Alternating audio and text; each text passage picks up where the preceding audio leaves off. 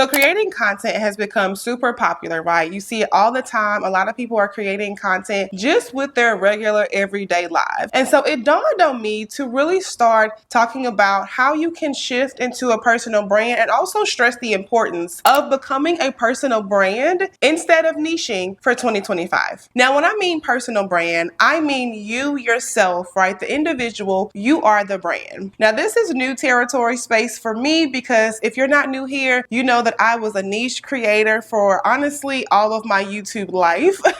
And now I'm transforming into a personal brand. And I'm learning a lot in this space. The biggest thing I am learning is that focusing on my regular everyday life has so much value to offer people. Coming off relatable and being transparent is currency, okay? When people can relate to you, they are really tied to your story. They become attached, right? They become a part of your community, so to speak. That's how the value and layers add up for you to become a personal brand. So let's talk about some ways that you can really start either A, transforming into a personal brand if you're coming from being a niche creator, or B, just starting to be a personal brand from scratch. The first thing you want to really assess, number one, are your values. What are your values as a personal brand? My brand values are relatability, right? So how can I add relatable content and just value to my audience just by relating to them on a day-to-day basis? My second value is growth and success. So the willingness to always want to do better, be better, know better, have better, that's a true value in life for me. And the last brand value is courage, right? So honestly, just showing other women how you can do things even if you're scared, okay? So those are my brand values, and that's where I started hands down when it came to becoming a personal brand.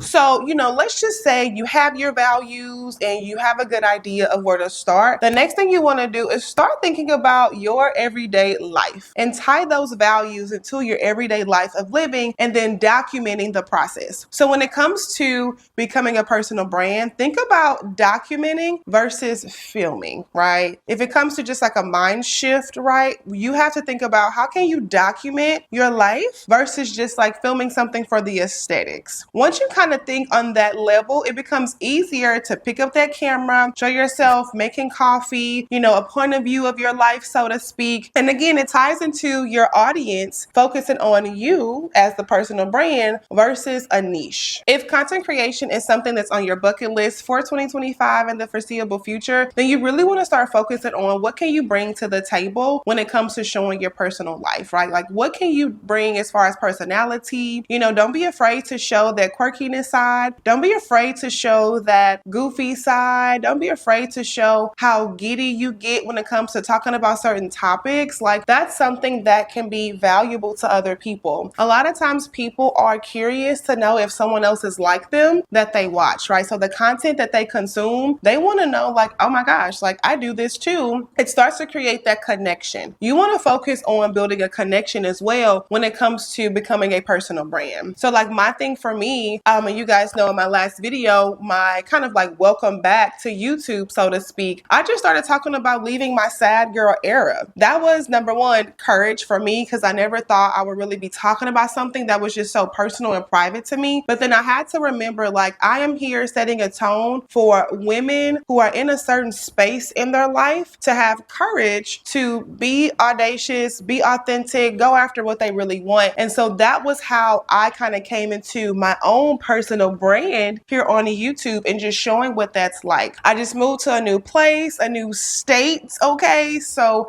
I'm still getting acclimated, and I just showed that part of my life of, hey, it is not always cute when you move. Listen, I got a couch and a bed, okay? So I've elevated from having just the air mattress, okay? Because girl, sometimes that's all you can afford, and that's okay. And that was my whole premise of the content that I started making. Like, I was just saying, hey, I'm getting started from scratch, and I'm so funded. I just arrived. I don't have any other help. So for me, it's going to take some time to really get fully on my feet. And that right there within itself was me opening up myself to my community, like, hey, I don't have it all together, girl, despite what you see on my YouTube channel, despite the number of views under my video. That's all vain stuff. That is truly just vain and vanity metrics, and that does not matter compared to my personal life and just what I'm currently dealing with. So coming out like that back on YouTube was my way of being like, I'm a personal brand, whether people like it or not, I really want to be in this space. And so that's an example of how you can start developing that connection with your audience. Now, there are a few caveats with becoming a personal brand that you're just going to have to be okay with. Number one, you're not for everybody, okay? Everybody is not for you. So it's okay if people are not going to just really resonate off the bat with your content. You kind of got to think of it like you want to build a friendship. So building a friendship takes time. Building that relationship takes time, right? So naturally in the beginning, you may not hit it off right with everybody, but gradually you're going to have the connection built up with the people who really want to watch your content. So be kind to yourself, be nice to yourself, right? When it comes to creating that content that's more personal, and just also know that it might feel a little bit cringy, girl. It might feel cringe. Putting yourself out there is cringy. Let's not pretend that it's not. But what it does is that it builds the confidence, and it reminds you that you have as much potential as the next person to be a personal brand. You can also start thinking about your personal brand content on a series basis. So maybe you can start doing like different types of routines, right? When it comes to maybe like a morning routine, a skin routine, weight loss routine, whatever. A routine is another way to easily kind of navigate through becoming a personal brand. So I'm dabbling in this space as well when it comes to a series, so to speak.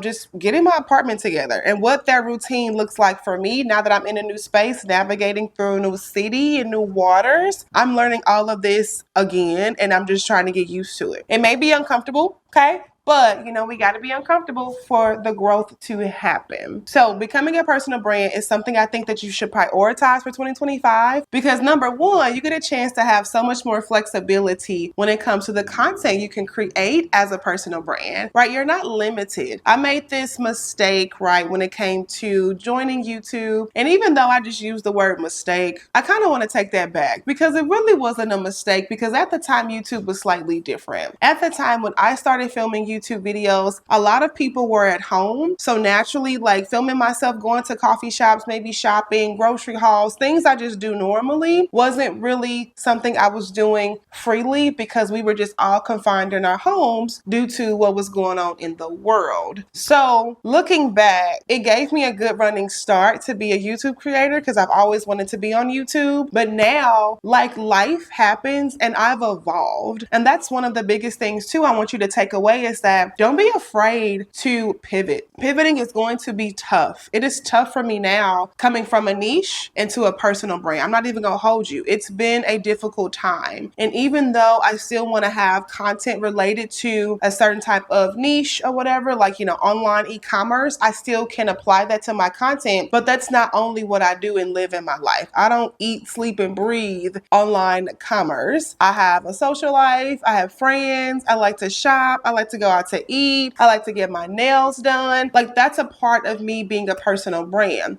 So with that, the difficulty in pivoting, yes, it sucks bad, but I'm determined to keep going so I can come out better on the other side. So if you're sitting in a spot where you're just like, man, I really just have a hard time changing, well, you're going to have to really do it, because it's either that or you're not happy in the niche that you're in. So girlfriend, figure it out. But I really think that when it comes to creating content, starting off being a personal brand is the best thing you can do. And then learning how to add those layers throughout is going to be good for you as well. If you want to start learning how to maybe design some things, or if you're thinking about how to make more money on the side, I have this video here for you to help you start that process. And I'll catch you later. Bye.